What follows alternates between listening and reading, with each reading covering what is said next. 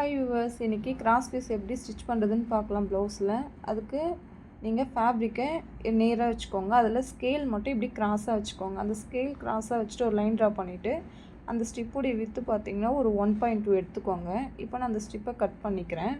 உங்களுக்கு எத்தனை ஸ்டிப் வேணுமோ நீங்கள் அந்த லைன் ட்ரா பண்ணிவிட்டு நீங்கள் கட் பண்ணி எடுத்துக்கலாம்.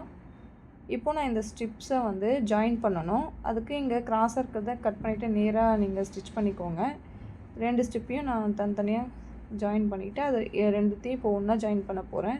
பாருங்கள், 2 நல்ல பக்கத்தையும் ஒன்றா வச்சுக்கோங்க. ஜாயினிங் பண்ணியிருக்கோம் இல்லையா, இந்த 2 நல்ல பக்கத்தையும் இப்படி ஒன்றா வச்சுட்டு அந்த ஸ்டிப்பை ஜாயின் பண்ணிக்கோங்க.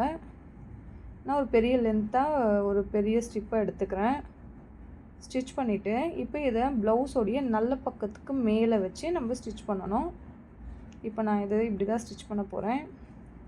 இப்போ இதை ஒரு ஃபோல்ட் பண்ணிவிட்டு ப்ளவுஸுடைய நல்ல பக்கத்துக்கு மேலே வச்சு நீங்கள் அந்த நம்ம தையலுக்குன்னு விட்டுருப்போம் இல்லையா 1/4 இன்ச், நீங்கள் அதை இந்த மாதிரி தைச்சிக்கோங்க. இதை கொஞ்சம் கொஞ்சமாக ஸ்டிச் பண்ணுங்கள். ஸ்டிப் ரொம்ப இழுத்து தைக்கக்கூடாது. நீங்கள் நார்மலாக வச்சு ப்ளவுஸ்க்கு மேலே வச்சுட்டு நீங்கள் தைங்க.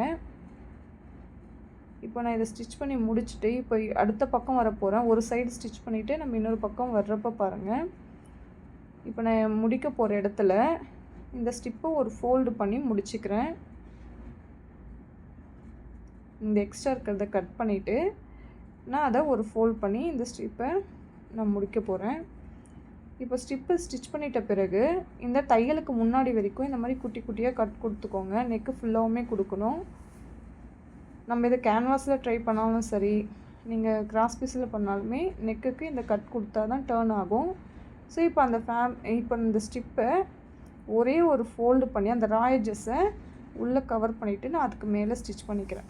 நீங்கள் இதெல்லாம் நீங்கள் எம்மிங் பண்ண வேண்டாம் அப்படின்னா நீங்கள் இன்னொரு ஃபோல்டு பண்ணி இப்படி மிஷினில் ஸ்டிச்சும் பண்ணிடலாம். பட் ஆனால் ஹெம் பண்ண போகிறதுனால அந்த ரா எட்ஜஸை உள்ளே கவர் பண்ணிவிட்டு அதுக்கு மேலே ஒரே ஒரு ஃபோல்டு பண்ணி நான் இப்படி தைச்சிக்கிறேன். நம்ம பாருங்கள், இப்போ ஆல்ரெடி நம்ம தைச்சிருப்போம் இல்லையா மேலே வச்சு, அந்த தையலுக்கு மேலேயே தான் நீங்கள் ஸ்டிச் பண்ணணும். இப்போ உங்களுக்கு இந்த ரா எட்ஜஸ்லாம் க்ளோஸ் ஆகிட்டு ப்ளவுஸ் நீட்டாக இருக்கும். இதை நம்ம ஒரே ஒரு ஃபோல்டு பண்ணி நம்ம ஹெம் பண்ணிக்கலாம். இப்போ பாருங்கள், இந்த இடத்துல மடிச்சுட்டு நான் தையல் போட்டுக்கிறேன். இப்போ பாருங்கள், இந்த ஸ்டிப்பை இப்போ மறுபடியும் இதை ஒரு ஃபோல்ட் பண்ணிட்டீங்கன்னா நீங்கள் ஹெம் பண்ணிக்கலாம். இல்லை உங்களுக்கு ஹெம்மிங் இன்ட்ரெஸ்ட் இல்லைன்னா இன்னொரு ஃபோல்டு பண்ணிவிட்டு நீங்கள் மிஷினில் ஸ்டிச்சும் பண்ணிக்கலாம்.